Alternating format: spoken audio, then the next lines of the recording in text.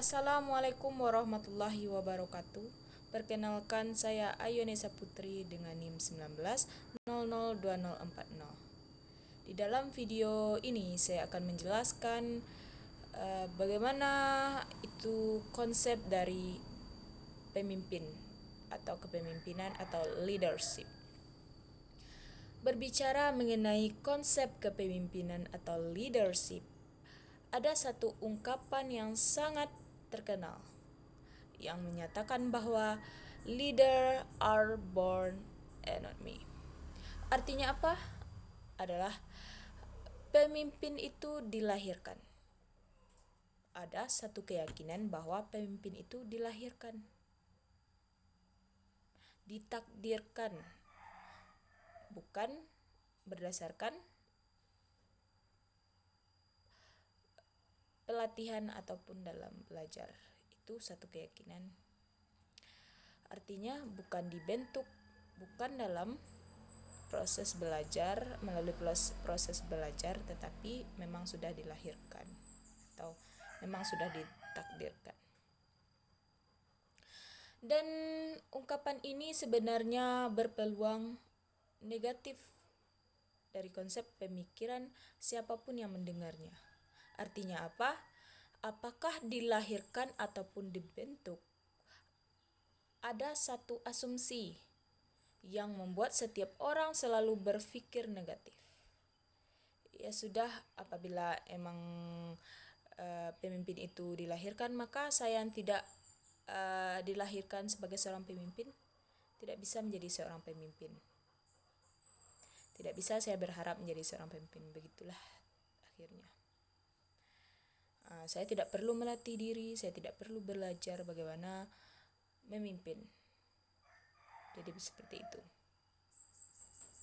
Sementara di dalam kepercayaan Islam atau di dunia ini, kita dilahirkan untuk menjadi seorang pemimpin menurut agama Islam, yaitu setiap orang itu adalah pemimpin atau khalifah di muka bumi.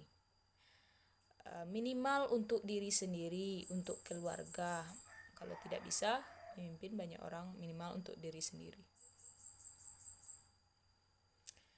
Jadi dilahirkan ataupun tidaknya secara ideal, sebenarnya leader are born and leader need.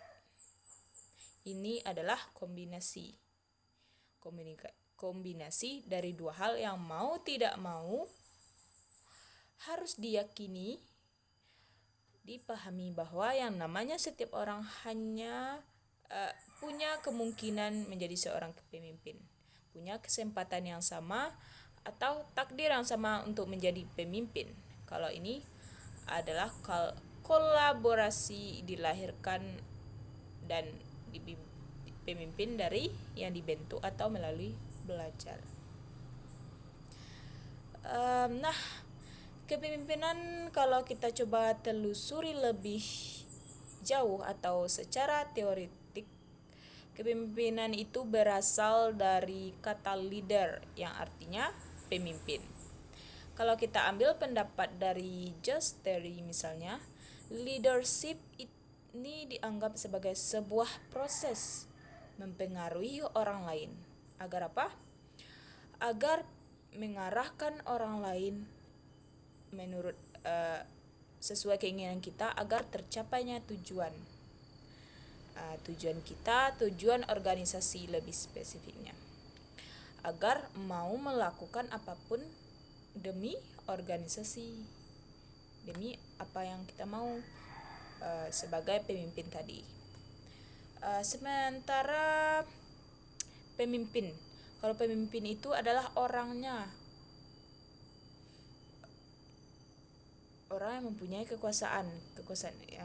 Kalau sedangkan kepemimpinan itu adalah sifatnya atau bagaimana dia, cara-cara dia memimpin. Jadi bedakan antara pemimpin dengan kepemimpinan.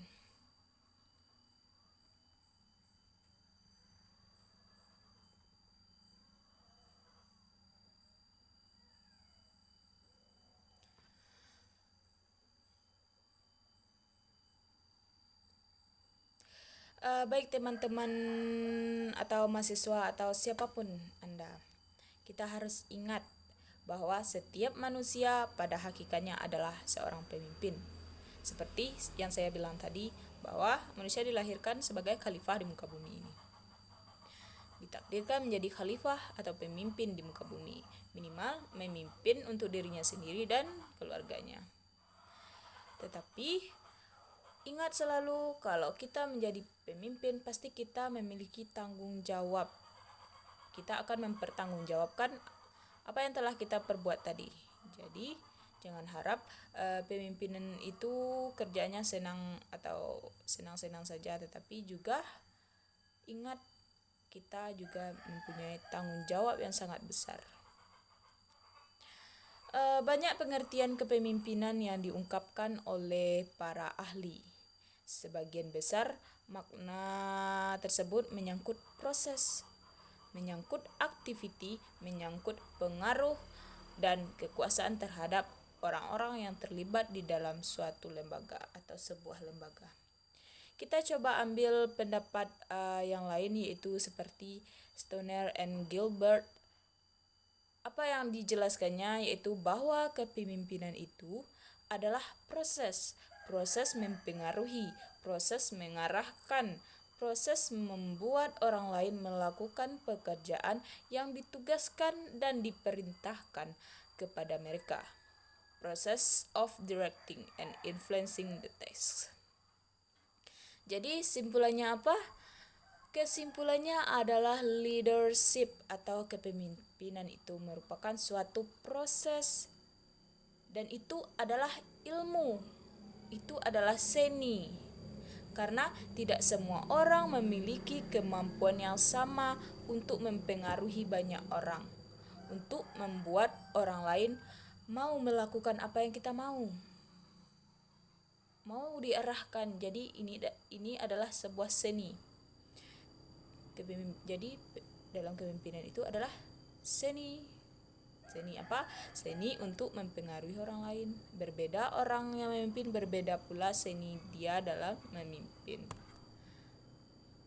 Ada kondisi-kondisi yang bisa membuat semua orang mau melakukannya. Nah, jadi leadership itu adalah ilmu, adalah seni untuk mempengaruhi siapa? Mempengaruhi orang lain, mempengaruhi karyawan-karyawan kita kalau kita dalam organisasi, kalau di dalam bentuk pendidikan, mempengaruhi bawahan-bawahan kita seperti guru-guru agar mau bekerja sesuai dengan kemauan kita, agar tercapainya tujuan dari pendidikan tersebut.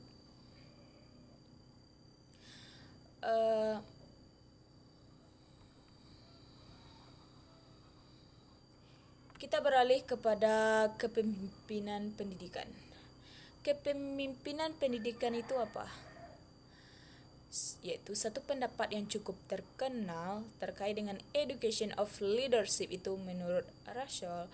Dia menyatakan bahwa education leadership atau kepemimpinan pendidikan ini ibarat tingkah laku si leader atau pemimpin pendidikan dalam mengarahkan orang-orang di lembaga pendidikan dalam melakukan peran aktif untuk melakukan kegiatan-kegiatan yang diarahkan tersebut sebagai pengembangan staf atau sumber daya manusia atau SDM, memperbaiki unjuk kerja pengajaran, melakukan kepemimpinan pengajaran langsung kepada guru, meyakinkan bahwa unjuk kerja si guru di kelas dievaluasi dan jadi model yang efektif.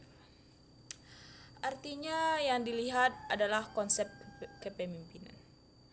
Pendidikan adalah konsep pendidikan di sekolah sebagai satuan pendidikan yang terkecil. Leadership sangat dipengaruhi oleh siapa leadernya. Berbeda yang memimpin, berbeda pula seninya. Jadi seperti itu. Seperti yang saya bilang tadi.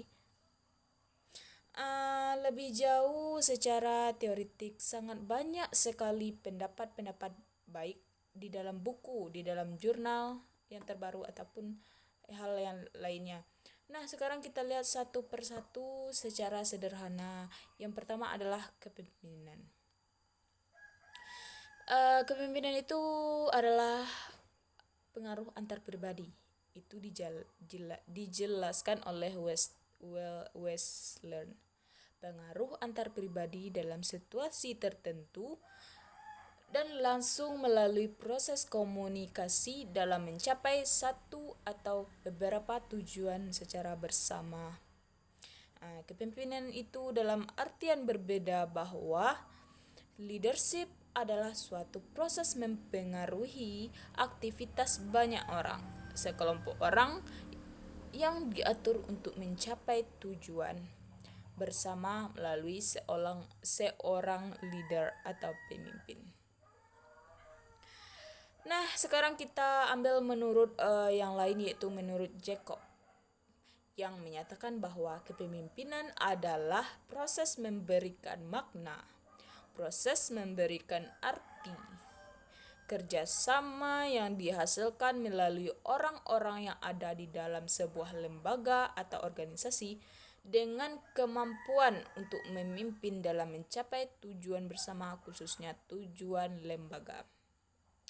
Artinya, menurut Jacob, proses ini betapapun seorang memiliki kemampuan untuk bekerja sama atau untuk bekerja, tapi kemauan seorang untuk mau tunduk dan patuh terhadap apapun yang diinginkan oleh seorang pemimpin, ini tergantung dari pemimpinnya. Bagaimana leadernya mempengaruhinya, bagaimana seorang leader bersikap terhadapnya. Seorang leader yang baik tentu dia akan bisa mempengaruhi bawahannya agar mau bekerja sama dengan dia sehingga tercapainya tujuan organisasi tersebut. Jadi pemimpin yang baik tidak perlu melakukan kekerasan terhadap bawahnya, karena apabila bekerja di dalam kekerasan maka karyawan tersebut akan terpaksa bekerja tidak secara sukarela.